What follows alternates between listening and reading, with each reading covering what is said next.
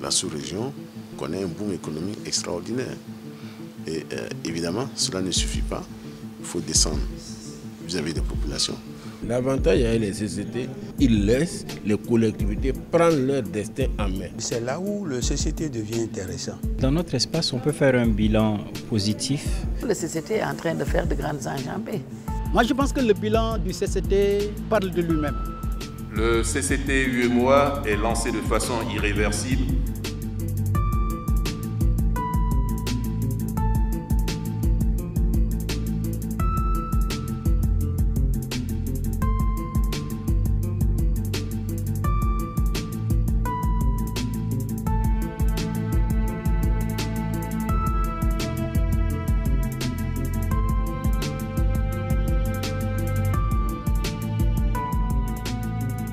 Faire en sorte pour que les politiques et les interventions de l'Union économique et monétaire ouest-africaine UEMOA impactent davantage la population à la base, afin de passer de l'UEMOA des États à l'UEMOA des peuples dans la paix et le développement durable.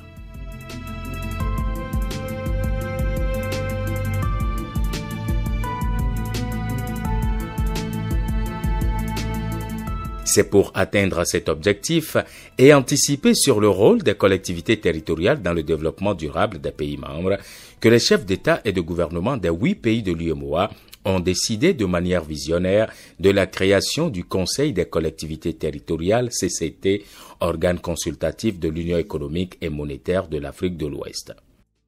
L'UEMOA a été créé en janvier 1994 et c'est donc une initiative des chefs d'État pour mettre en place un organe d'intégration économique et monétaire. Et donc cela implique directement les États, les 8 États. Et il s'est trouvé au fil du temps qu'il fallait impliquer donc l'intégration des peuples. L'intégration des peuples, cela veut dire qu'il faut intégrer, travailler avec des organes décentralisés que sont les collectivités territoriales. Madame et Messieurs les membres des instances du CCT. Pendant longtemps, les élus, quand on se retrouvait au cours de conférences, de séminaires, de colloques à l'étranger, et dans nos échanges, nous éprouvions le besoin de nous retrouver parce que nous avions les mêmes soucis, les mêmes problèmes, les mêmes préoccupations.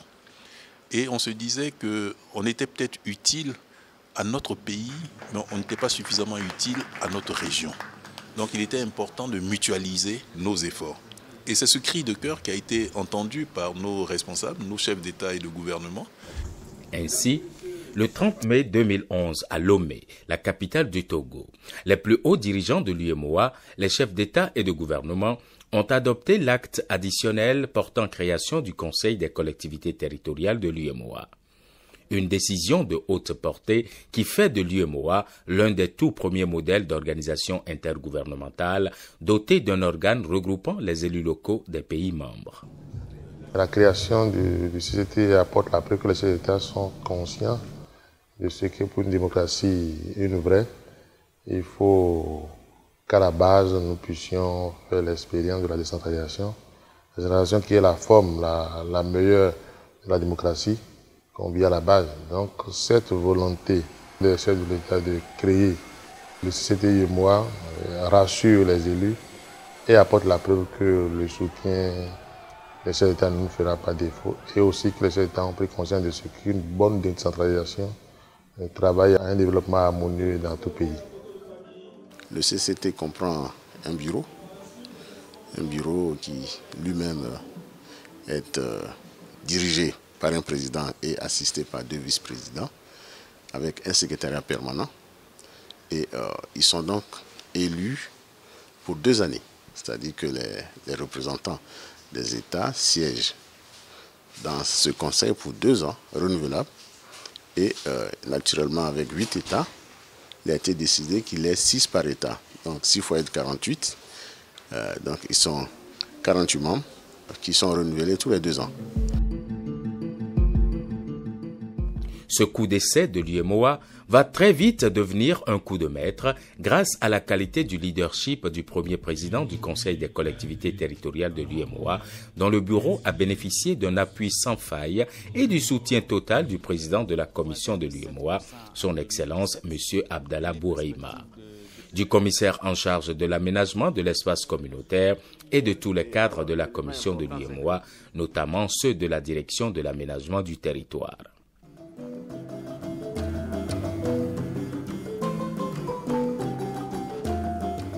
Installé le 11 avril 2012 à Niamey, la capitale du Niger, le CCT-UEMOA, la fêtière des élus locaux du Bénin, du Burkina Faso, de la Côte d'Ivoire, de la Guinée-Bissau, du Mali, du Niger, du Sénégal et du Togo, dispose également d'une assemblée générale et de 6 commissions techniques.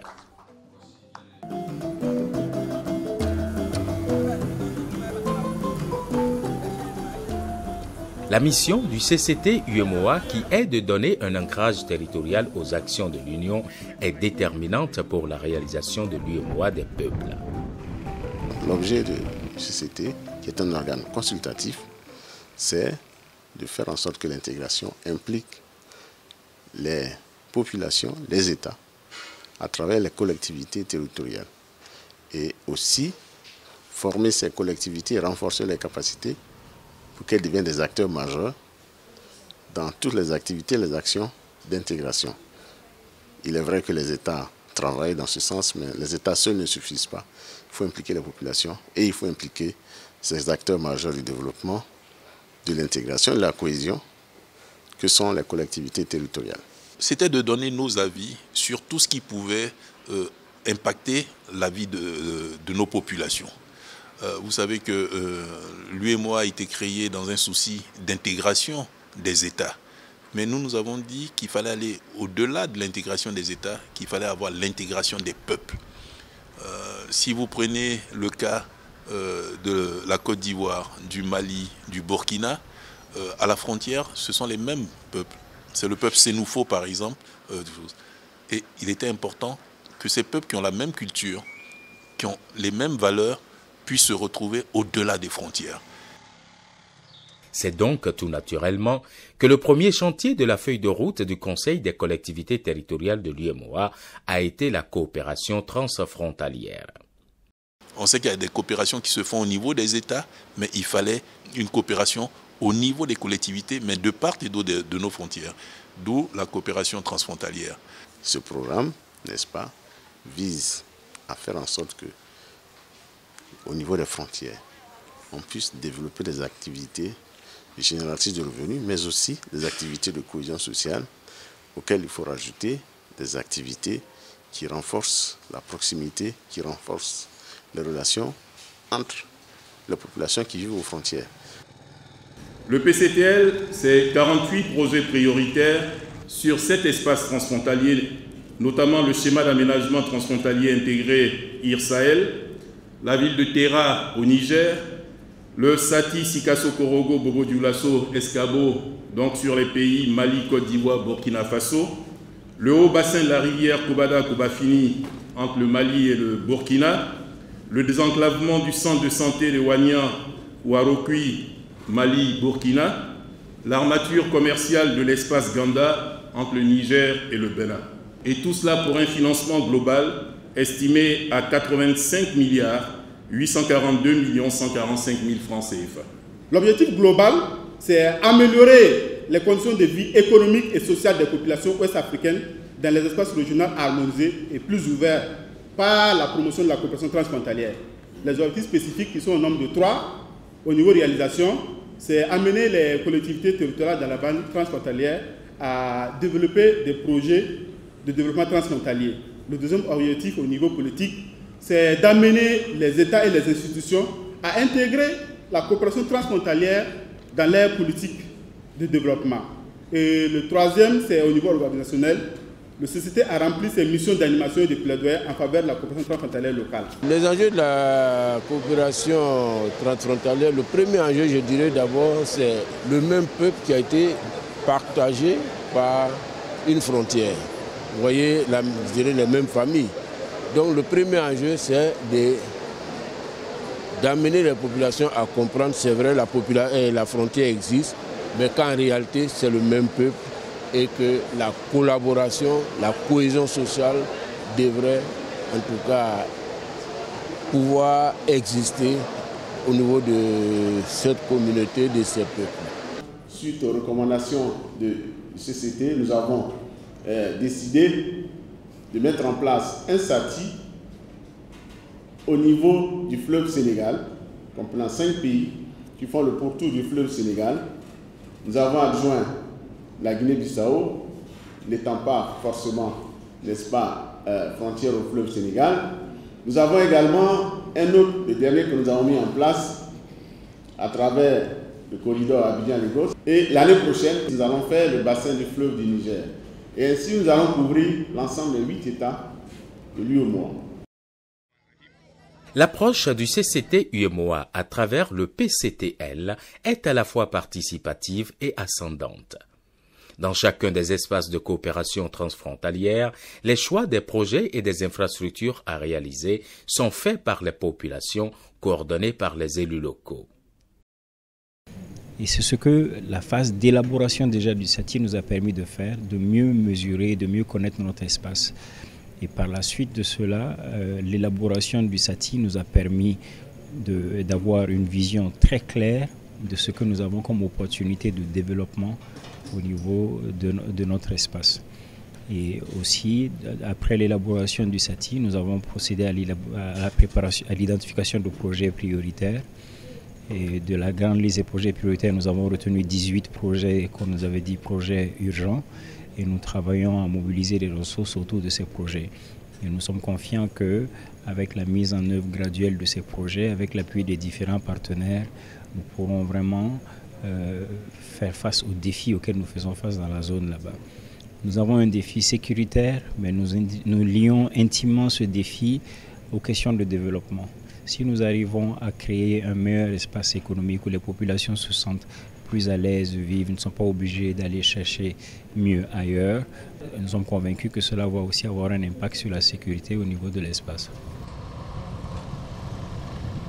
La mise en œuvre du PCTL, Programme de coopération transfrontalière locale, a permis au CCT-UEMOA d'impacter directement les populations à la base dans les différents territoires communautaires.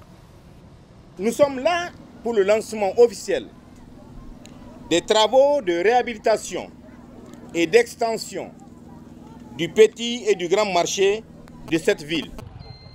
Fruit du programme de coopération transfrontalière PCTL financé par la coopération suisse. Nous avons remarqué que de plus en plus, le besoin au niveau des frontières devient une réalité cruciale qu'il faut accompagner.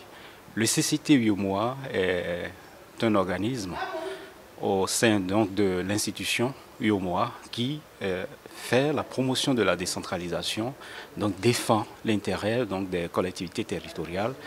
Et pour nous, il semblait donc important donc d'apporter notre accompagnement au CCT-UEMOA pour faciliter son travail, pour mieux porter sa vision, celle donc de faire en sorte que les mécanismes au sein de l'institution puissent être en faveur de la décentralisation.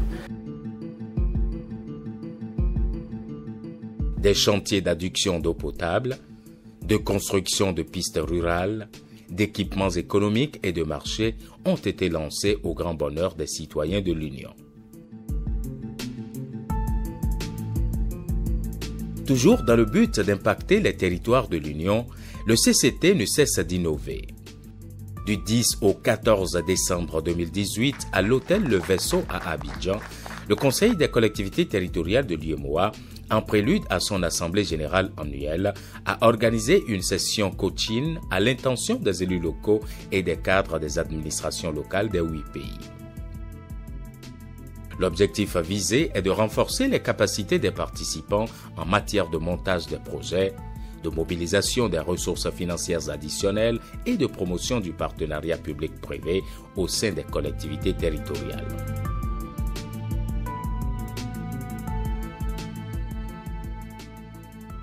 Cette session d'Abidjan a connu la participation des acteurs locaux du Cameroun et a bénéficié de la présence des partenaires techniques et financiers comme la coopération suisse, l'Agence française de développement, le Fonds mondial pour le développement des villes, l'Institut international pour le développement durable, le Fonds d'équipement des Nations unies, Climat, KIC et NJ. On a travaillé sur un atelier pour mieux identifier quels sont les risques et les opportunités pour les projets d'infrastructures durables et comment est-ce qu'on peut mieux évaluer et valoriser toutes ces différentes risques et opportunités. Du Sénégal au Bénin, en passant par le Togo, du Niger à la Guinée-Bissau, en passant par le Burkina Faso, de la Côte d'Ivoire au Mali, les quelques 2500 collectivités territoriales du CCT mettent en œuvre des projets de coopération et d'intégration afin de faire de l'espace UEMOA une région de paix et de développement durable.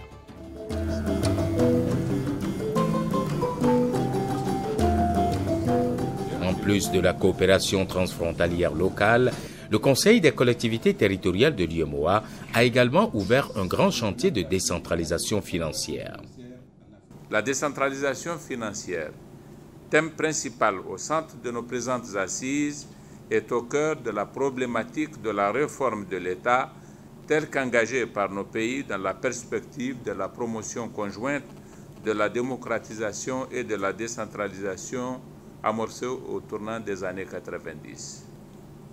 Près de 3 décennies après les conférences nationales qui ont vu la relance de la décentralisation, celle-ci est désormais irréversible au niveau de la plupart des pays de l'UEMOA.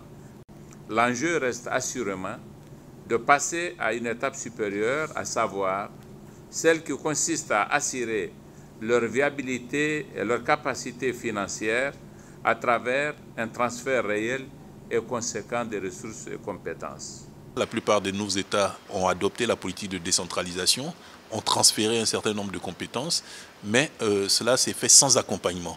Sans accompagnement au niveau des ressources humaines, sans accompagnement au niveau des ressources financières. Donc nous avons commandé une étude sur la décentralisation financière dans nos 8 États pour voir quel était l'état dans chaque pays et puis de voir est-ce qu'il était possible de prendre une directive qui puisse harmoniser cela afin qu'on ait les résultats attendus. Il faut donner la force à ces collectivités territoriales. Si un pays veut se développer, il faut qu'il s'occupe de ces collectivités territoriales. Il faut qu'il aide les collectivités territoriales à avoir des financements. Lorsque dans un pays, vous avez 77 communes et que toutes les communes se développent, ça veut dire que le pays se développe. Donc les chefs d'État doivent travailler à ce que la décentralisation financière soit une réalité. Nous avons un programme régional d'appui à la décentralisation financière qui transcende l'Union. Ce programme, aujourd'hui, implique le Tchad et la Mauritanie. Donc, nous sommes en train de diversifier, d'élargir le périmètre, n'est-ce pas, de l'espace UEMOA. Ça c'est le premier point. Le deuxième point, aujourd'hui, nous mettons le doigt sur les aspects qui nous semblent extrêmement importants. Nous savons que les financements publics deviennent de plus en plus modestes et que les besoins s'accroissent, n'est-ce pas? Il y a une multiplication de besoins et qu'aujourd'hui, nous devons trouver les solutions à ces besoins. Et pour y arriver, hormis ces financements classiques, nous devons nous ouvrir aux financements innovants.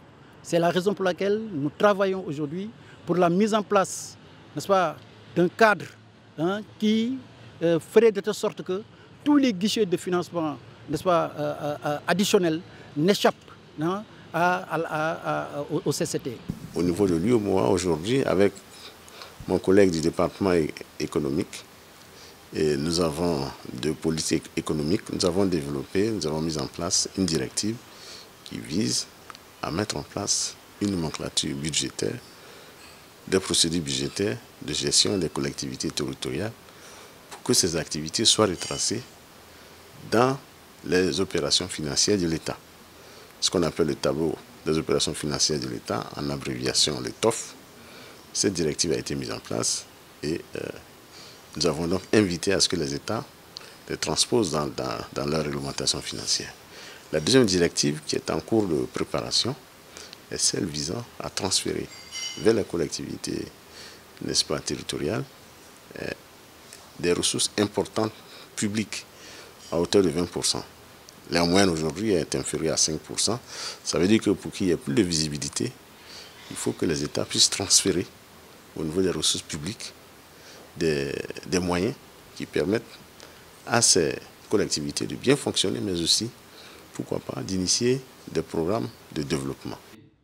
Le CCT, en 7 années d'existence, met en œuvre beaucoup d'activités et bénéficie de la sollicitude sans cesse croissante des partenaires techniques et financiers du monde entier.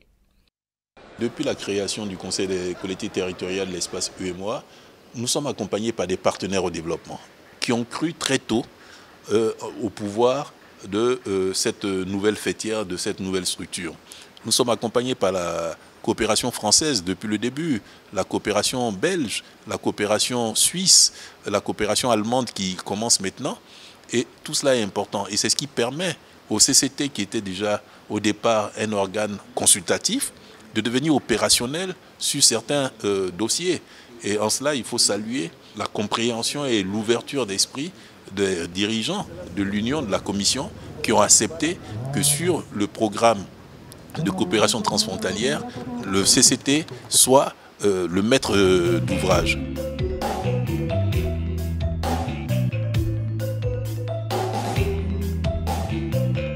Avec l'Union européenne à Bruxelles et le Comité européen des régions, le CCT-UEMOA entretient un partenariat dynamique. Dans le cadre de cette coopération et du plaidoyer auprès des partenaires techniques et financiers, le CCT-UEMOA a pris part au Forum des villes et régions européennes de 2019 dans la capitale belge. Ainsi, le président du CCT-UEMOA a pris la parole au nom des collectivités territoriales de l'Afrique subsaharienne pour présenter la nouvelle vision de développement durable que prône la fêtière des collectivités locales de l'UEMOA. Il faut apprendre à se connaître pour mieux collaborer. Et je pense que le partenariat qui a été signé entre le Comité des régions et le Conseil des collectivités territoriales de l'espace UEMOA il y a quelques années en est la parfaite illustration. Il vaut mieux multiplier l'aide, mais pas l'aide au pays, c'est l'aide aux populations afin qu'elles puissent se développer. Et pour atteindre ces populations, ce sont les collectivités territoriales qu'il faut toucher. Et les collectivités, ce sont les élus locaux qui, par le principe de la proximité, de la subsidiarité, sont le plus proches des populations, sont les plus proches des femmes et des jeunes. Il en est de même avec des partenaires en France, en Suisse et en Allemagne. Lors des grandes rencontres internationales, comme la COP21 à Paris, les sommets Africité qu'organisent tous les 3 ans cités et gouvernements locaux unis d'Afrique, le CCT-UEMOA porte la voix des collectivités territoriales de l'espace UEMOA dans le monde entier. L'organe communautaire noue également des partenariats stratégiques afin de financer des activités et de renforcer les capacités des acteurs locaux des territoires de l'Union. En dehors du problème de paix et sécurité, en dehors des problèmes de la décentralisation financière, il y a eu les échanges de bonnes pratiques. Et puis il y a le fait de se rencontrer à chaque assemblée générale, à chaque séminaire, à chaque colloque. Cela permet d'échanger et de mieux se connaître. Et c'est la connaissance des dirigeants locaux qui peut permettre à nos peuples de pouvoir mieux se fréquenter. Parce que la méfiance n'est jamais une bonne chose dans nos territoires. Mais bien plus encore, le défi pour le CCT est de se positionner dans les chantiers ouverts par la commission de l'UEMOA. Maintenant, la commission nous ouvre d'autres chantiers sur la sécurité alimentaire, sur l'hydraulique villageoise, sur l'élevage, sur les corridors en matière de transport communautaire. Donc ce sont des chantiers importants parce que la vie dans une communauté ne se résume pas seulement à l'éducation, à la santé ou à la culture, elle se résume à tous les pans de la vie et il était important que les collectivités puissent intervenir dans ces différents domaines. Pour le CCT, les perspectives sont optimistes. Elles se présentent comme des défis à relever, comme le renforcement du plaidoyer auprès des États et des institutions pour une meilleure prise en compte de la dimension transfrontalière dans les politiques de développement. le renouvellement du programme de coopération transfrontalière locale, dont la phase 2 est attendue par tous les acteurs des 8 pays, la réalisation des schémas d'aménagement transfrontalier intégrés SATI dans de nouveaux espaces de coopération transfrontalière, le financement des projets prioritaires identifiés dans les SATI déjà réalisés et le démarrage du programme de gestion des migrations, du programme de jumelage et de coopération entre collectivités territoriales de l'espace UEMOA et du programme gouvernance et genre. Nous ne cesserons jamais de remercier nos chefs d'État et de gouvernement qui ont accepté de créer cet organe. Ce n'était pas évident. Nous nous rappelons que les premiers mois d'installation du CCT avaient créé des incompréhensions au niveau de la Commission, au niveau de nos États.